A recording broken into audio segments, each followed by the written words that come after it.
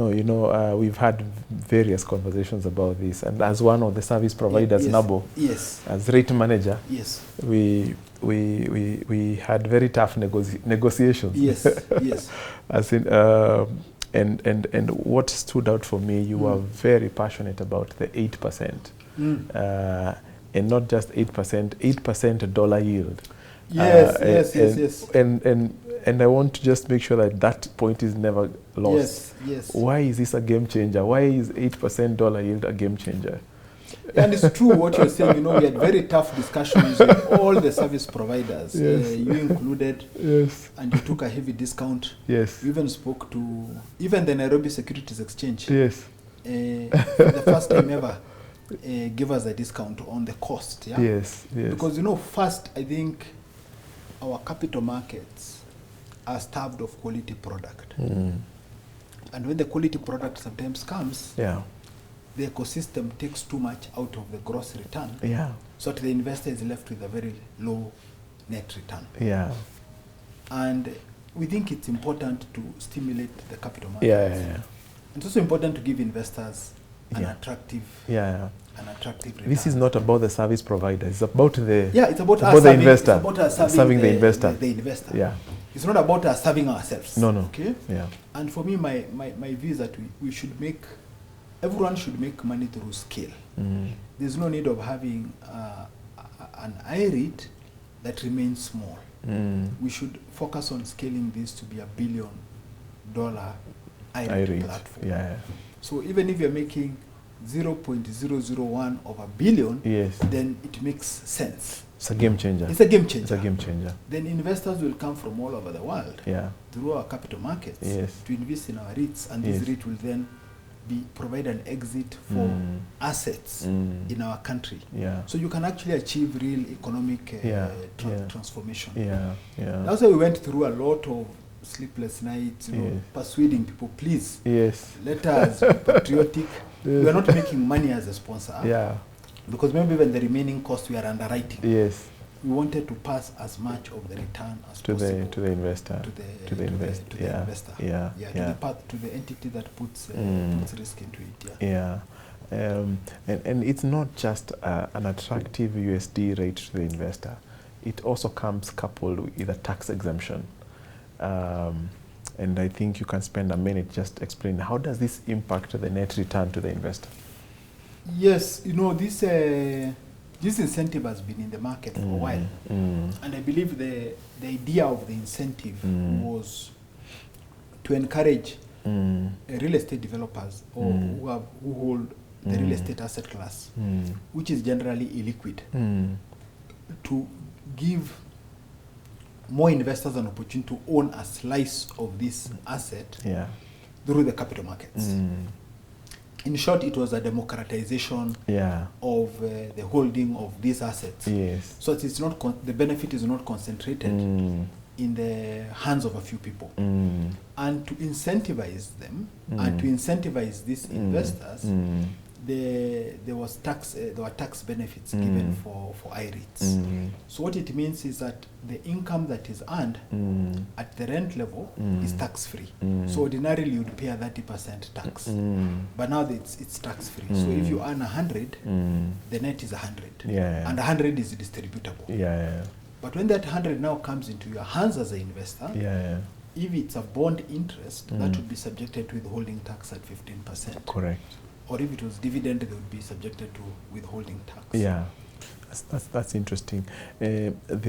Most of USD investors in this part of the world, they have their money in the bank as fixed deposits. That's true. Yeah.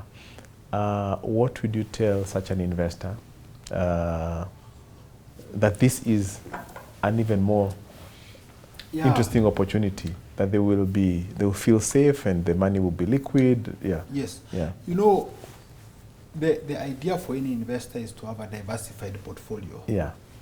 And the more the choices, the more the diversification elements you have within the portfolio. So there's room in any portfolio for Kenya shilling deposits. There's room for USD deposits. you're now getting another instrument in your arsenal. Yeah. You now have a USD IREIT. Yeah. So I would say don't take everything you have from your USD deposit. There's room for that. Yeah. Add this to your arsenal in terms of your diversification. It can be 5% of your portfolio, it can be 10% of your portfolio, but you have another element. Now, the difference between this and your USD deposit is, okay, what's the advantage of a deposit? One is liquidity. Now, the IREIT from a liquidity perspective is that you then sell it in the capital, in the capital market. In the exchange, In the exchange, from a return perspective, USD deposits are probably yielding about 4%. Yeah. Gross. If you are fortunate. If you are fortunate. So if you're a big ticket investor. Between 2 and 4. Yeah. So this is earning about double or 3 times, or even almost 4 times. Yeah. So if you're on a 3% return, because that is pre-tax, this is 9.5. Yeah. This is 3x. So this is a return enhancer. This is a return enhancer. So it's 3x. So for you to get the same return, you need 3 times the deposit level. Yes, correct. So it's a 3x. Yeah. The third issue is that this has a growth element because that yield can increase. Correct. The fourth element is because we are coming in at such a high yield, there's a likelihood of capital appreciation on a hard currency. Yes.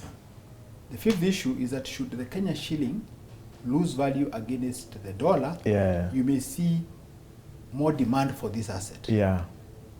Should that happen. Yes. So, and because many of us are already exposed to Kenya shilling on all our other assets, it is giving you that diversification element. Yeah. I think for me, the sixth issue that is critical, I also want sometimes to know that my money is being used to do good. It's not just about return.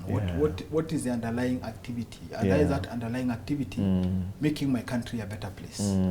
So if you look at the enterprises that are set up in North Tower as an example, the number of direct jobs created is in the thousands. And these are people who would otherwise not have had jobs.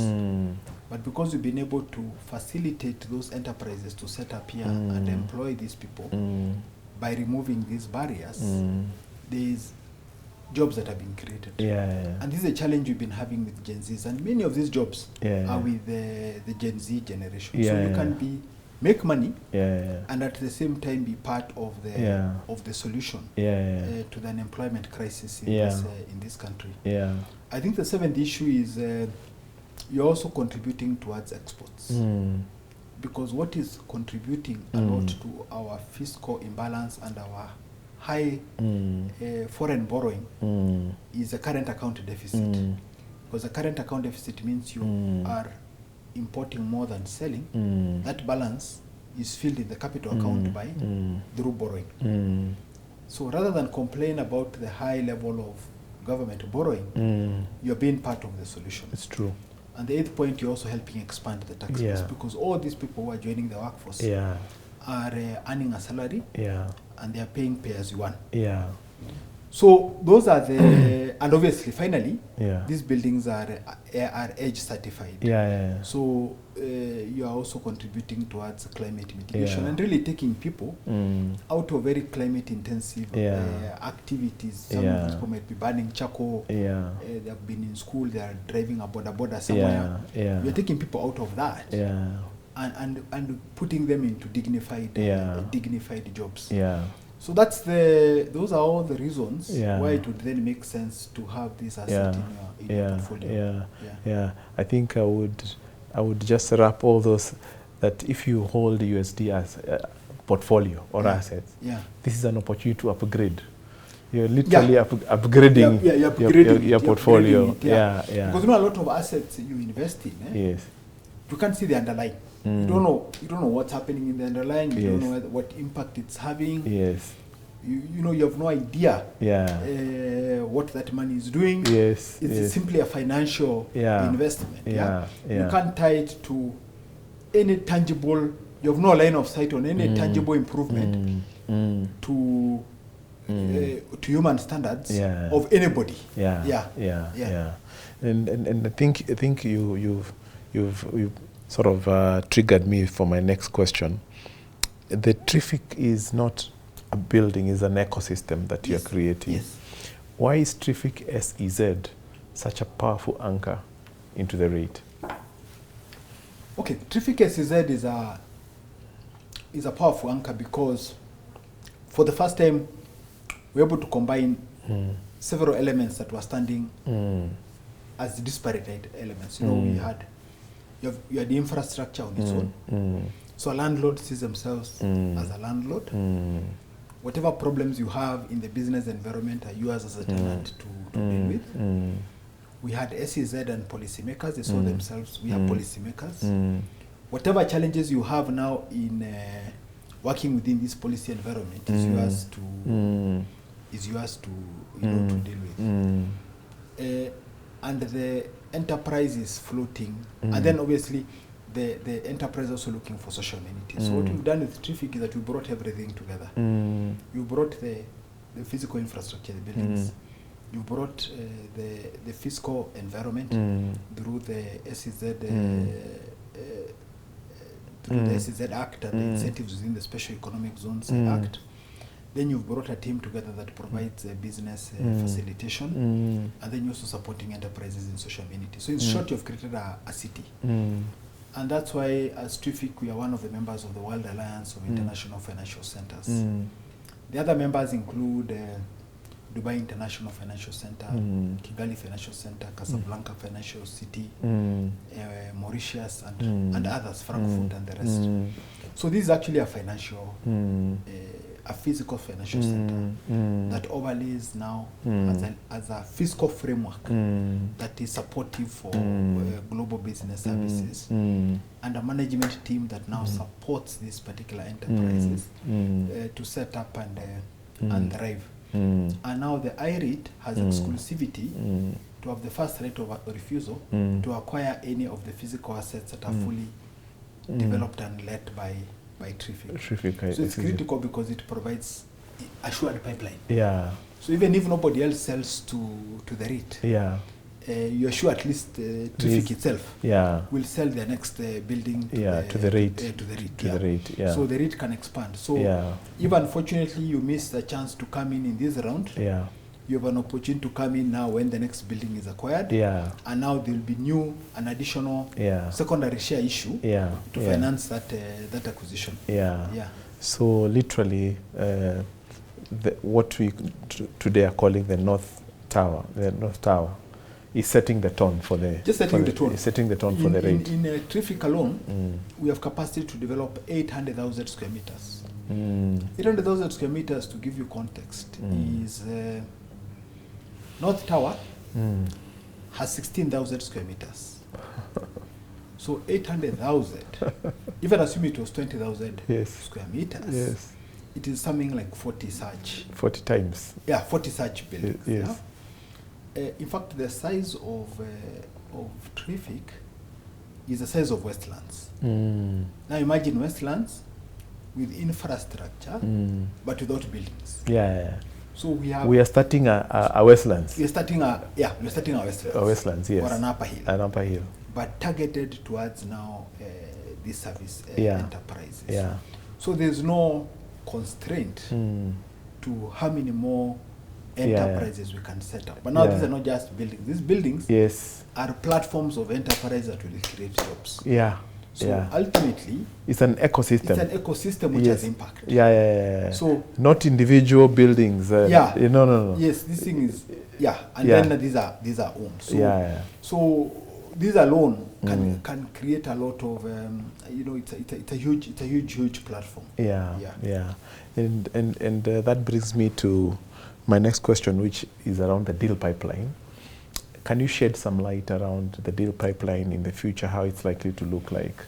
So the first deal obviously is the first one, which is the North Tower. Trific is developing another 2 towers called Vantage Towers, named after our financial partner in this transaction, Vantage Capital.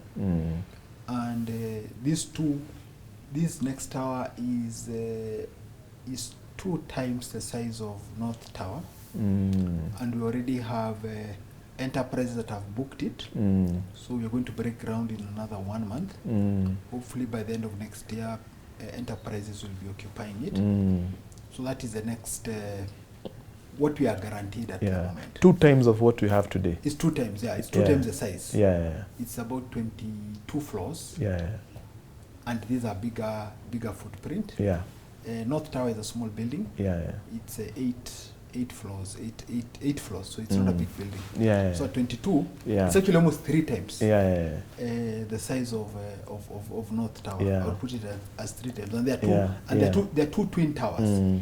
So one of them is 3 times North Tower. So we have that pipeline. You may be aware that 2-3 weeks ago, the president broke ground in Vipingo Special Economic Zone. Yes, I saw that. And actually, in our interaction, one of the investors says they wanted to see more capital market participation in the development of the infrastructure. And he was asking this precise question: what instrument is there for capital market to come with?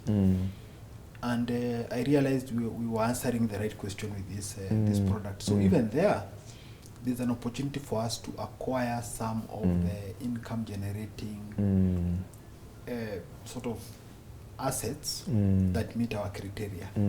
So we'll be engaging our partners there to see what they can develop and therefore what can be taken by the REIT. Also, you have assets like data centers and other assets that are now in demand, which again can be held by the REIT. So I don't think we'll have a shortage of pipeline to scale it up. The field is huge. Yes. We have a lot to do. We have a lot to do. We have a lot to deliver. And I think then that ties in with my next question, which is the I-REIT is actually offering new issues so that we can be able to make acquisitions. If you can shed some light why that is important for us to continue building on the deal pipeline. Yes, because the only way the I-REIT can acquire a new asset, it has to pay cash for it. Exactly.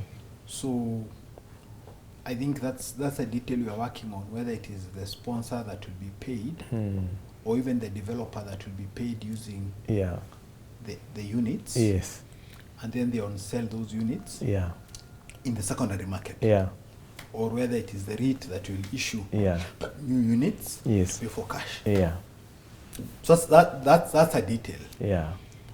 But ideally, that acquisition of new units should not dilute the income or the dividend per share to the investor. So if we started off, I'd say, if assume the price is $1 of a unit, and the target DPS, dividend per share, is 8 US cents, you want to remain. Any new acquisition that comes in should not bring the 8 US cents down because you issued new additional units. It should just create room for more investors to participate, so that it does not stagnate. It's not a small, because we are not using this as an exit for an asset. No. We are creating a platform to enable the development of more such assets. That's the difference. And giving the whole market participation to our zones, to our exporters, to getting part of this export revenue that they would otherwise not have other way of participating in. And I think it ties into where we began. We are creating a platform that will give people access to something huge, something that is scalable, something that is scalable.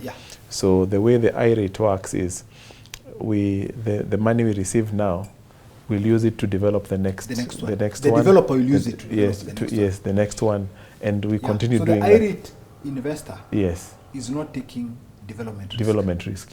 They are also not taking uptake risk. That is being taken by the developer. They're also not taking. So the I-REIT is just an off-taker. They're also not taking I-REIT expense escalation risk. That is being by the developer. By the developer. That's very important.